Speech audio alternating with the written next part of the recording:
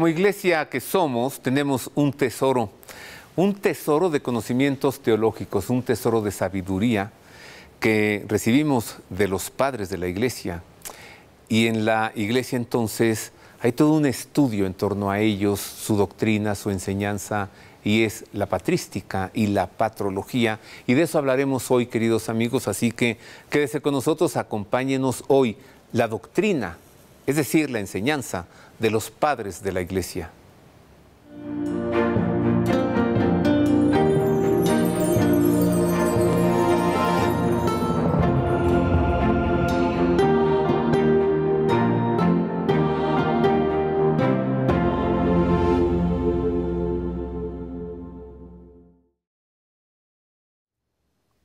Gracias, queridos amigos, muchas gracias por estar con nosotros. Hoy vamos a aprender mucho juntos. Ya verá usted, porque la doctrina de los padres de la iglesia es pura sabiduría. Y vamos a aprender mucho juntos también, porque vamos a contar hoy con la presencia muy sabia y muy grata del padre Jesús María Aguiñaga. Él tiene su doctorado en Teología y Ciencias Patrísticas por el Instituto Agustinianum de Roma. Además, él es profesor en la Universidad Pontificia de México y es el decano de la Facultad de Ciencias y Humanidades también de la Universidad Pontificia de México. Padre Jesús María Aguiñaga, muchas gracias. Gracias a usted por la invitación, Roberto. Hoy tendremos clases sin ir a la universidad. Bueno, esperemos que sí. Bueno, cuando uno dice los padres de la iglesia, alguien pensará en todos los sacerdotes, ¿no? El padre de mi parroquia, el padrecito que me bautizó. No, los padres de la iglesia. Sí. Antes de preguntarle quiénes son, le tendré que preguntar entonces, ¿qué son los padres de la iglesia? La primera palabra que se me viene en mente son un tesoro, pues sí, un pilar, un referente para los orígenes de la iglesia, del cristianismo, porque fueron los primeros intérpretes de la escritura, el dogma, la celebración, la doctrina toda, reflexión sobre el hombre, sobre el más allá, la consumación, el destino último del hombre y del mundo, los problemas morales, la relación con el imperio, la cultura. Hombres eran oradores, conocían la cultura, estaban a la altura de la cultura de su tiempo y que pudieron poner su cultura, la cultura, al servicio del Evangelio. Creo que ya con esto engancha de lo que es este tesoro. Es decir, sabios, hombres sabios. Teólogos y pastores. Muchos de ellos monjes. Sí, o algunos de ellos monjes. Va a haber un periodo en el que van a comenzar a haber obispos monjes. Siglo IV, sobre todo, porque también ahí entra el tema del monacato, que es uno de los grandes argumentos que encontramos en este periodo. Vamos a entrar en más información que buscamos para usted, para que luego el padre Aguiñaga nos platique mucho más. Ubicar entonces más precisamente qué son, ¿no?, los padres de la iglesia.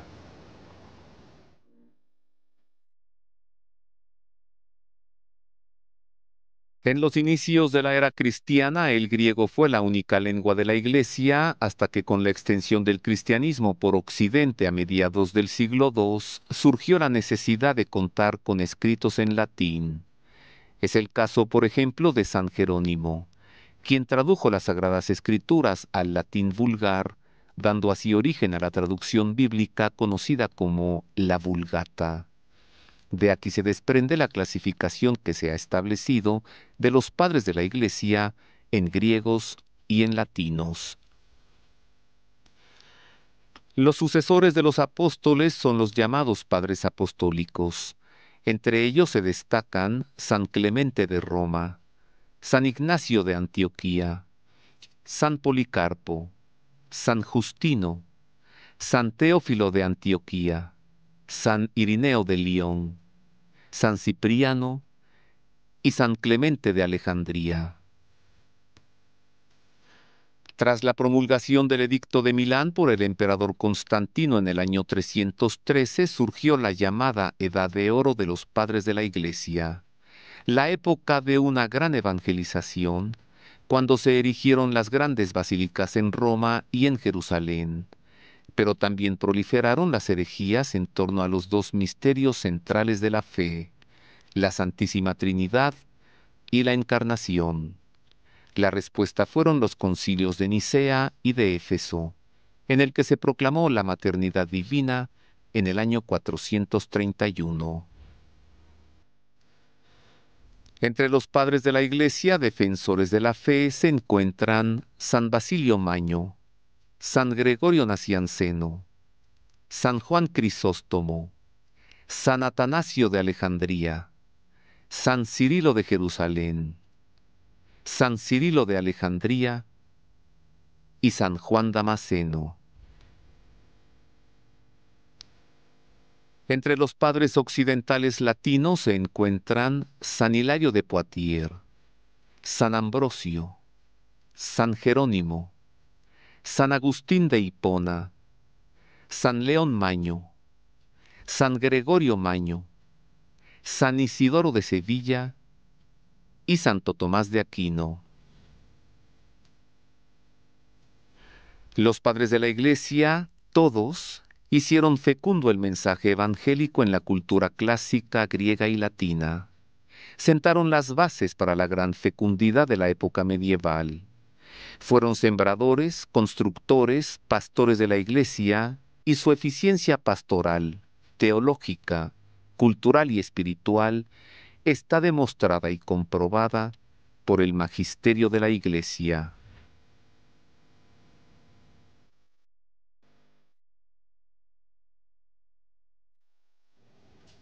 Padre Aguiñaga, los padres de Occidente y los padres de Oriente, ¿qué significa? Bueno, también podríamos hablar de los padres siríacos. Ah, También podemos hablar, dentro del Occidente tenemos varias etapas y tenemos regiones, tenemos teología. Pero bueno, estos dos grandes bloques, tenemos padres de Occidente y padres en el Oriente. El periodo patrístico, un punto clave de división y de estudio, el año 313, el Acuerdo de Milán, Constantino, que reconoce al cristianismo como una iglesia dentro de las que había en el Imperio Romano y deja de ser un cristianismo, una religión perseguida, donde tiene ya la nota de licitud. Que aquí me gustaría hacer una precisión, donde pienso yo que algunos escritores, periodistas, hacen una confusión. Una cosa es reconocer al cristianismo como permitido dentro del imperio y otra cosa es la cristianización del imperio, que es diferente. Y entonces efectivamente tenemos padres en el occidente que se van a distinguir, sobre todo ya cuando el latín comienza a ser la lengua de occidente, estamos hablando del siglo IV, previo a eso era griego, pero llega un momento en que son escritores que escriben y hablan latín y que dejan de conocer el griego. Y tenemos los padres en el oriente que la lengua siempre será el griego. Pero también tenemos la parte latina. Hay lenguas dentro del periodo patrístico, naturalmente latín y griego, siriaco, copto. Estamos hablando de en torno a Egipto, que ahí la lengua es el copto. Y otras lenguas, el siriaco.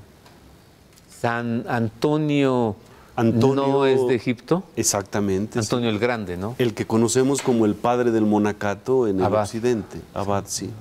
Con el que estuvo Atanasio un tiempo en alguno de sus exilios. Vivía en una gruta, ¿no? Así es. San Antonio, y le llevaban endemoniados. Bueno, es famosa su escrito la vida de Antonio, por la estancia que tuvo San Atanasio ahí con Antonio. Cuando éste muere, los monjes le dicen, Padre Atanasio, escribe algo. Y es una de las biografías dentro de este género literario. Es otro de los argumentos que podemos hablar de los padres de la Iglesia, los géneros literarios que tomaron del mundo grecolatino. Y Y entonces se hablaba de las gestas, de las luchas, las victorias que habían tenido los romanos y los griegos. Pero va a tener esta intuición el cristiano, en periodo patrístico, decir, y los éxitos, las victorias del cristiano, y entonces estas también se narran. Hay historia de la historia que escribe Eusebio de Cesarea. Bueno, Antonio es un padre de la iglesia, dentro de este periodo del patrístico, y Atanasio, padre de la iglesia, escribe la vida de Antonio por petición de los monjes. Y dice, ojalá que esto les sirva de enseñanza para que lo imitemos. Y viene ahí la imitación del santo, del monje. Porque antes teníamos a los mártires. ¿Quiénes son primero, los padres de Oriente o los de Occidente? Bueno, es que tenemos el periodo, más bien le llamamos, en esta división que hacemos dentro de la patrística, los padres subapostólicos, los inmediatamente posteriores a los apóstoles. Y tenemos escritos, por ejemplo, un escrito interesantísimo, en la segunda mitad del siglo I, la Didaché, que bebió de la misma fuente oral de la que bebieron Mateo, Marcos y Lucas. Algún tiempo se decía que la Didaché dependía de Mateo, Marcos y Lucas, evangelios sinópticos. No, bebió de la misma fuente oral. ¿No es la fuente Q? No. Esto es previo, naturalmente, porque se refiere a toda la cuestión sinóptica, Mateo, Marcos, Lucas. No, es un escrito, la enseñanza de los apóstoles, la Didaché, eso significa Didaché, enseñanza, que tiene 4 partes, una moral, una parte litúrgica, una parte jurídica y el último capítulo escatológico. Interesante que ya ahí nos habla de la oración, de la Eucaristía, del bautismo, la vida moral, cómo hay que comportarse y problemas sobre el final. Vámonos a Milán, padre. Ambrosio. Vamos. Ya ve, el padre Aguiñaga sabe de todo. A ver, que Marisa nos platique. Hola queridos amigos, les saludo con mucho afecto y les platico que hoy tendré el gusto de presentarles las hagiografías de 3 padres de la iglesia, San Ambrosio, San Atanasio y San Jerónimo. Comencemos por el gran San Ambrosio de Milán, quien tanto influyó en la conversión de otro grande, San Agustín. Los restos reliquia de San Ambrosio se conservan y veneran en la Catedral de Milán. Revisemos entonces algunos datos de su vida y obra.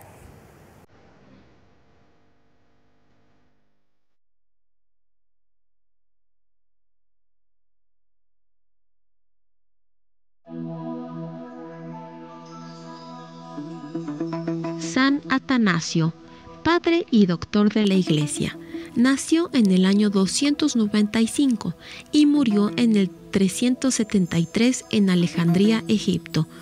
Conocido también como San Atanasio el Grande o Atanasio de Alejandría. Su vida se vio marcada por la defensa de la sana doctrina en contra de las herejías arrianas desde que participó en Nicea, como diácono del entonces patriarca de Alejandría, para contribuir formalmente a la definición de la consustancialidad del Padre y del Hijo divinos y la condenación del hereje arrio en el año 325. Debido a su férrea fidelidad a las decisiones emanadas del Concilio de Nicea, sufrió constantes persecuciones por parte de los emperadores herejes que le eran favorables al arrianismo. Fue condenado, depuesto y desterrado 5 veces a lo largo de su vida, aunque siempre fue reintegrado a su sede episcopal, en la que finalmente logró residir hasta el día de su muerte. De San Atanasio nos llegan un gran número de obras acerca de las herejías arrianas y sus controversias, como su discurso sobre la encarnación del Verbo.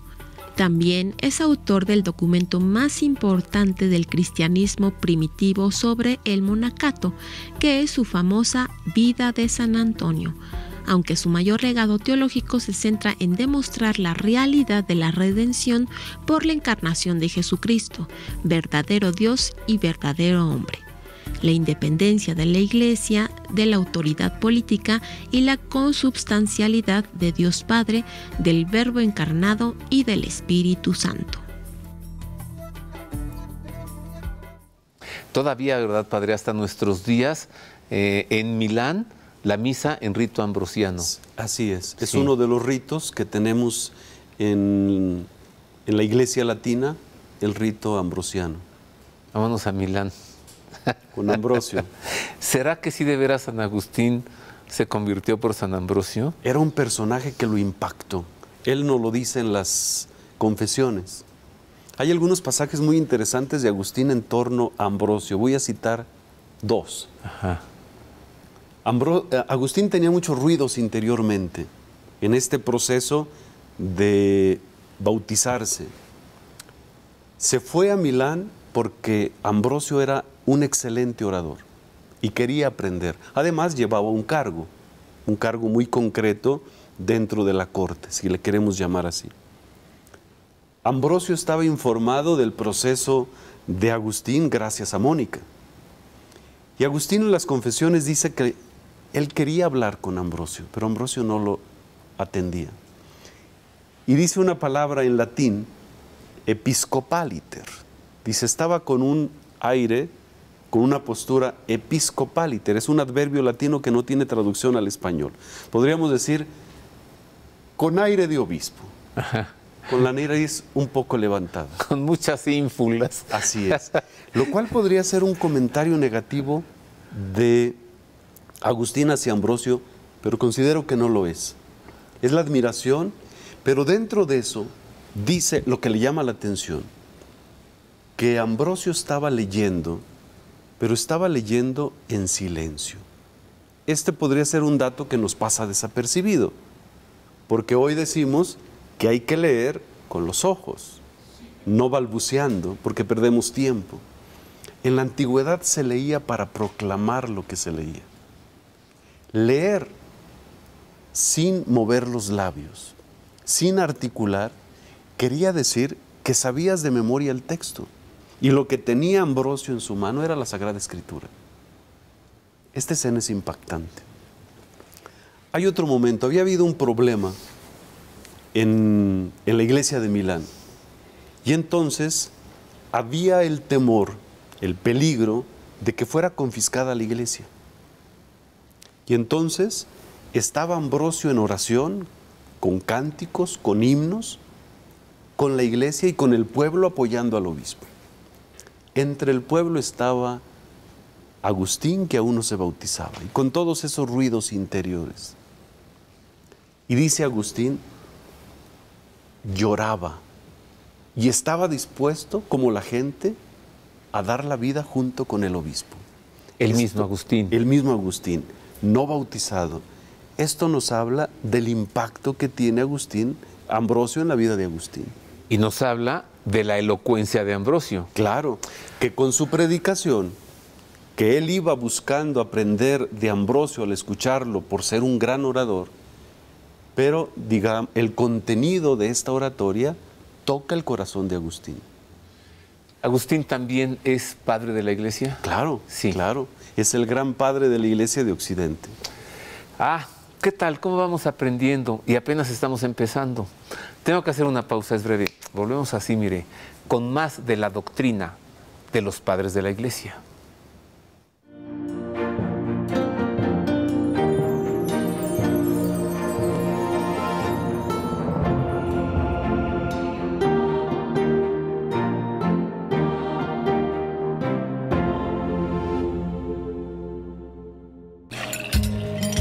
¿Sabes cómo se prepara un domingo en familia?